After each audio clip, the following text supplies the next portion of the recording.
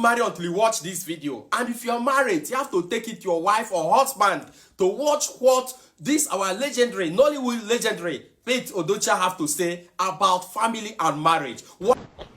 When you go to marry, your wife drops her father's name. And as you can't have two people as captains in a ship. Women convert houses into homes. If you don't have a woman in the house, your house can never be a home. My wife just came in now. She's a lawyer now. I have lived with this woman for the past 53 years. Nobody has ever come in here to say, Pete, oh, please stop beating her, you will kill her. No. Why? I never saw my father beat my mother. So I cannot say I learned from my father how to beat my mother. No, I did not. I want to think about things that should help us progress, not influences that should drag us backwards. Why are men wearing earrings? What's the inspiration there? Yeah. Why are men wearing earrings? What is the inspiration, right? Most of these influences come from outside the country. They don't help us. In our culture, like I said, a man does not kneel down to offer a ring to a woman. And again, men and women are not equals. No, in the home. There has to be a leader. You see, women are free to express their opinions. If you come to our industry today, most of our girls who got married some 2-3 years ago have all left their husbands from beginning to the end. They're even shocked to hear that Chioma Chukwuka has also left their, Ireti Doyle and, Tonto. You take a vow when you're going to get married, for better, for worse. Not for better for us, for better, for worse. You will always think it's greener on the other side. That's the mistake that we all make. Try to be satisfied with what you have within you. It goes a long way. I love women a great deal, and I respect them. If I see any young man beating up a woman, oh my God, I just think you don't qualify to be a man. Yeah. Men, God has given women their tongues. What makes you a mature person is your ability to cope with what they tell you without resorting to violence. Yeah. Your wife will tell you the worst thing on earth, right? If you can react properly. There's something called equanimity, a song for her. If you can react patiently, it's some kind of studied reaction. The Frenchman calls it sang-froid. You can cope with what she does. At the end of the day, she will apologize to you. What we were doing then, I don't think it can work now. If your wife annoys you, you don't eat what she has cooked. If you do it 2 or 3 times, she will go and report you to either your father or your relation. He no longer eats my food.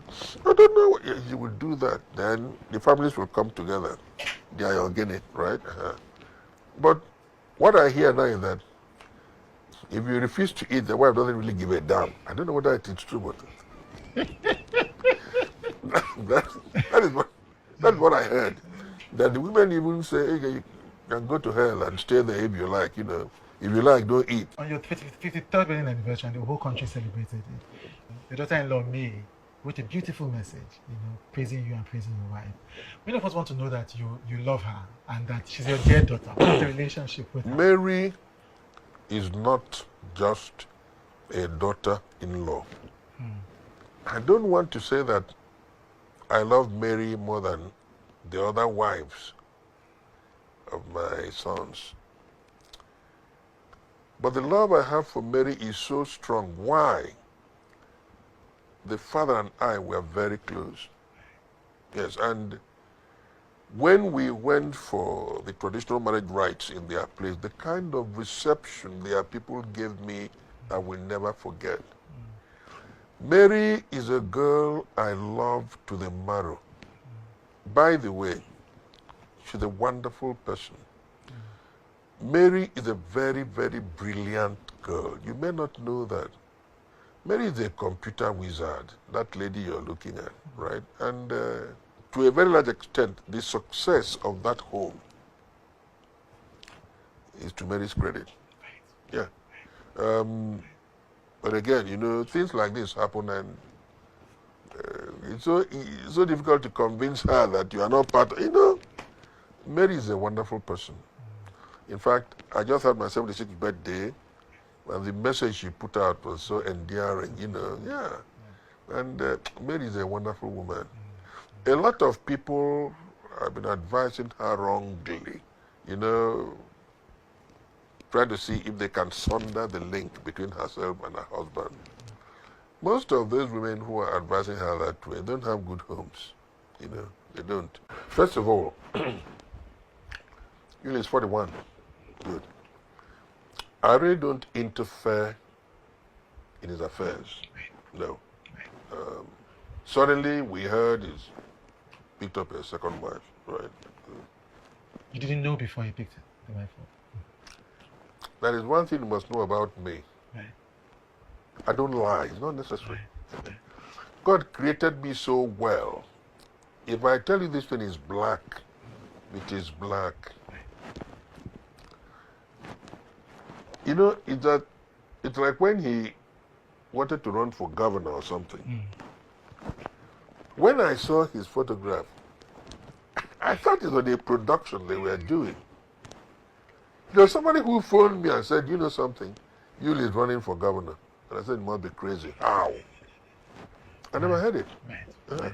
And I have 5 sons. I don't interfere with their lives, you know. If they say that so and so thing is happening, good. If they don't tell me, I don't bother. If they tell me, beautiful. We just heard it, and that's it, you know. So you say you suddenly heard that he had taken a second wife. So you were saying you suddenly heard that he had yeah, we did. You know, there is something we always say in Igbo. Onye kpata nkwu arụrụ, si ngwele bịa tụọ onye ava. In other words, if you go and pick up ants-infested faggots, it's a direct invitation to the lizards to come to roost, right? Good. So, here I am, and that's all. You mentioned driving your car under a tank. Yeah, I did. What happened, sir? I'll tell you the truth. Perhaps I had too much to drink, you know. And you know, if you're driving at night, after it rains, you'll see a pool of water. I think it is dry land. And, you know, on the 14th day of March, 1977, along Abadi Road, I drove under a stationary trailer, you know, in the night. And by the grace of God, I came out of it alive. I had a colleague of mine, Onwaba in front with me. He's dead now. It's an incident I don't like to recall. It's so sad, you know. But again, the good Lord pulled me out of it. And at the time I was coming from Nsukka, when I was fasting from 6 to 6 as a young man, I was very fanatical about my religion. I don't play with it. I'm a Christian. And I slept at the wheel, and I ran into a trailer and knocked me into the bush, and I came out. Like I said, I've had some close shaves, but thank God, and I'm still alive, yeah.